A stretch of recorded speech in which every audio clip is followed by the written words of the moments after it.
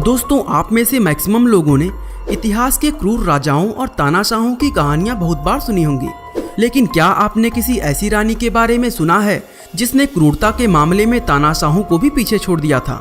19वीं सदी में मेडागास्कर पर शासन करने वाली रानी रनावलोना एक ऐसी क्रूर रानी थी कि इसने अपने शासन के दौरान अपनी 75% आबादी को मौत की नींद सुला दिया था।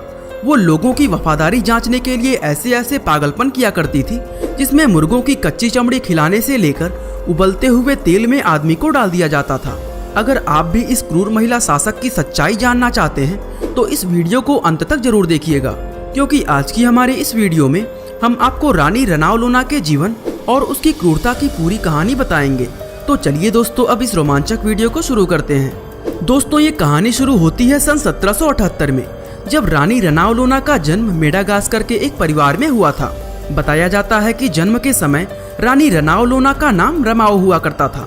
दोस्तों, इस शाही परिवार में रमाओ की एंट्री बड़े ही नाटकीय ढंग से हुई थी। दरअसल हुआ ये कि उस समय कुछ लोग मेडागास्कर के राजा की हत्या का प्लान बना रहे थे और रमाओ के पिता को इस साजिश के बारे में पता चल गया था। रमाओ के पिता ने राजा को इस साजिश के बारे में बता दिया, जिसकी वजह से राजा की हत्या का ये प्लान फेल हो गया। राजा इस बात से बहुत खुश हुआ और उन्होंने इनाम के रूप में अपने बेटे यानी प्रिंस रदामा की शादी रमाओ से करा दी। साथ ही राजा ने यह भी वादा किया कि रमाओ ही रदामा की मुख्य पत्नी कहलाएगी, यानी जो बच्चे रदामा और रमाओ से पैदा होंगे आगे चलकर राजगद्दी पर बैठने का हक उन्हीं का होगा। साल 1810 में जब राजा की मृत्यु हुई तो उनका बेटा प्रिंस रदामा राजा बन गया और रमाओ राजा की 12 पत्नियों में से मुख्य पत्नी बन गई। रदामा की ताजपोशी से पहले एक शाही रिवाज निभाया गया, जिसमें नए राजा को गद्दी पर बैठने से पहले अपने कुछ संभावित विरोधियों का कत्ल करना होता है। इस रिवाज को निभाते हुए रदामा ने अपनी पत्नी रमाओ के कई रिश्तेदारों को मौत के घाट उतार दिया और यहीं से इन दोनों का रिश्ता खराब होना शुरू हो गया। हालांकि सभी पत्नियों में रमाओ का पद सबसे ऊंचा था, लेकिन फिर भी रदामा उसको वो हक भी नहीं देता था जिसकी वो हकदार थी। इसका नतीजा ये हुआ कि रमाओ को रदामा से संतान का सुख नहीं मिल पाया और जब रमाओ की कोई संतान पैदा नहीं हुई तो उसने खुद ही मेडागास्कर की गद्दी पर बैठने का निर्णय ले लिया। लेकिन दोस्तों, रदामा के होते ऐसा संभव नहीं था, इसलिए उसने अपने ही पति को मारने की प्लानिंग शुरू कर दी और 27 जुलाई सन 1828 के दिन मात्र 35 वर्ष की उम्र में ही रदामा की मृत्यु हो गई। बहुत से लोगों ने आरोप लगाया कि रमाओ ने अपने पति को जहर दिया है, लेकिन ये आरोप कभी साबित नहीं हो पाया और रदामा की मौत का कारण ज्यादा शराब पीने को मान लिया गया। चूँकि रदामा को कोई संतान प्राप्त नहीं हुई थी, इसलिए उस समय के रीति रिवाजों के हिसाब से राजगद्दी पर पहला हक रदामा की बड़ी बहन के बड़े बेटे राकोटोव का था। रमाओ इस बात को अच्छी तरह जानती थी, इसलिए उसने राकोटोव से निपटने की तैयारी पहले से ही कर रखी थी। दोस्तों, गद्दी पर बैठने से पहले उसने वही शाही रिवाज निभाया जो उसके पति ने निभाया था। दरअसल रमाओ ये अच्छी तरह जानती थी कि जब तक राकोटोव जिंदा रहेगा तब तक उसकी गद्दी को खतरा रहेगा, इसलिए शाही रिवाज निभाते हुए उसने सबसे पहले राकोटोव का कत्ल कराया और उसके बाद शाही खानदान के उन सभी लोगों को मरवाना शुरू किया जिनसे उसकी गद्दी को खतरा हो सकता था। दोस्तों, एक साल खून बहाने के बाद 12 जून सन 1829 को रमाओ की ताजपोशी की रस्म अदा की गई और गद्दी पर बैठते हुए उसने अपना नाम रनावलोना रख लिया और इसी के साथ वह इस किंगडम की पहली महिला सम्राट बन गई। इसके अलावा यहीं से उस रक्तपात की भी शुरुआत हुई जो अगले 30 साल तक चलने वाला था। रानी रनावलोना परंपराओं और रीति रिवाजों को निभाने में बहुत ज्यादा विश्वास रखती थी, इसलिए उसने शाही परिवार के सिर्फ पुरुषों का ही कत्ल कराया था, जबकि महिलाओं को जेल में कैद करवा दिया था, क्योंकि रीति रिवाजों के हिसाब से शाही महिलाओं का खून बहाना बहुत बड़ा अपशगुन माना जाता था। दोस्तों, उन महिलाओं को जेल में डाल दिया गया जहां उनकी मौत भूख और प्यास से तड़प कर हो गई। चूँकि रानी रनावलोना यूरोप की कट्टर विरोधी थी, इसलिए उसने गद्दी पर बैठते ही सबसे पहले उन चीजों को खत्म किया जो यूरोप से ताल्लुक रखती थी। इसमें यूरोप से आए टीचर्स, व्यापारी और राजनयिक को वापस से यूरोप भेजना भी शामिल था। इसके अलावा रानी ने यूरोप के साथ सभी तरह के व्यापार करना भी पूरी तरह बंद कर दिया और इसी से गुस्सा होकर फ्रांस ने एक बार मेडागास्कर पर हमला करने का भी प्रयास किया था, लेकिन हमला करने आए फ्रांस के सिपाहियों को मेडागास्कर के खतरनाक मच्छरों की वजह से मलेरिया हो गया और वह उस जंग को बुरी तरह हार गए। इस जीत का फायदा उठाने के लिए रनावलोना ने फ्रांस के सिपाहियों के सर उनके धड़ से अलग कराकर समुद्र के किनारे खूंटों पर लटका दिए ताकि बाहर से आने वाले लोगों में रनावलोना का डर बना रहे। लेकिन दोस्तों, यूरोप को लेकर रनावलोना की सनक यहीं पर खत्म नहीं हुई।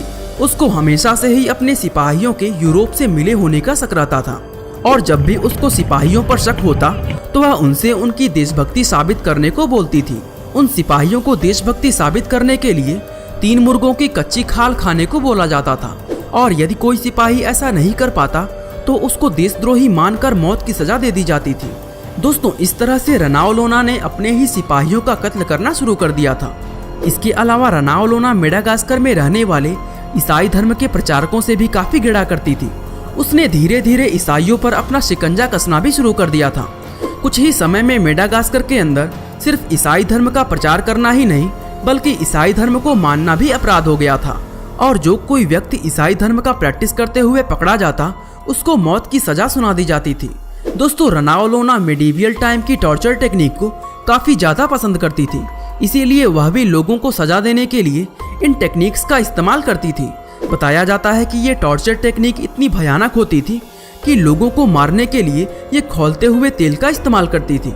इंसान जितना ज्यादा तड़प कर मरता था, रनावलोना को उतना ही मजा आता था।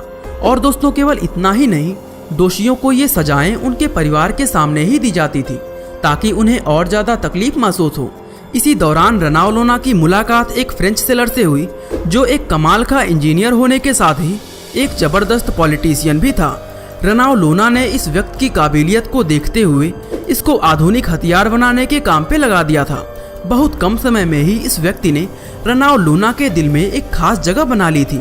अब जैसे जैसे रनावलोना की उम्र बढ़ रही थी, वैसे वैसे उसका पागलपन भी बढ़ता जा रहा था। उसने अपने सिपाहियों को मेहनताने के रूप में उन्हें कुछ भी करने की आज़ादी दे दी थी, और उसके इस फैसले की वजह से सिपाहियों ने लोगों को मारना, पीटना, कत्ल करना और यहाँ तक कि रेप करना भी शुरू कर दिया था। दोस्तों, हैरानी की बात ये थी कि मेड क्वीन की नज़रों में ये सब बिल्कुल नॉर्मल था। इसके अलावा साल 1845 में मेड क्वीन ने एक ऐसा फैसला लिया जो सिर्फ कोई पागल इंसान ही ले सकता है। दरअसल रनावलोना ने अपनी पूरी रॉयल कोर्ट को ये आदेश दिया कि वे सभी लोग जंगल में भैंसों का शिकार करने जाएं। अब चूंकि आदेश रानी का था, इसलिए एक साथ 50,000 लोग शिकार पर निकल पड़े।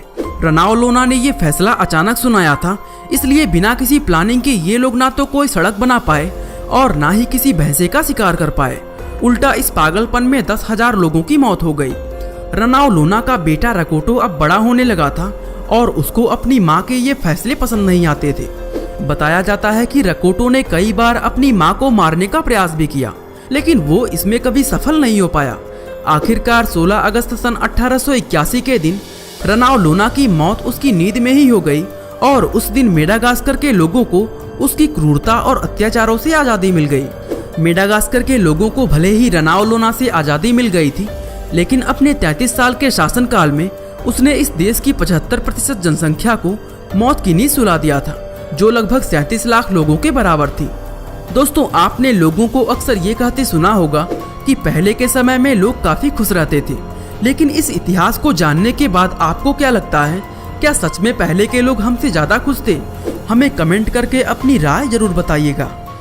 दोस्तों, एंडीज माउंटेन पर एक ऐसा प्लेन एक्सीडेंट हुआ था जिसमें लोगों की हालत कुछ ऐसी हो गई थी कि लोग एक दूसरे का मांस खाने पर मजबूर हो गए थे।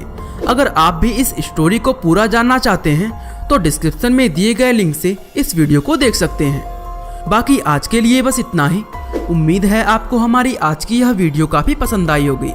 और दोस्तों, ऐसे ही इंटरेस्टिंग वीडियोस को लगातार देखने के लिए हमारे चैनल को शेयर और सब्सक्राइब करना बिल्कुल ना भूलें। आपका बहुमूल्य समय देने के लिए बहुत बहुत धन्यवाद।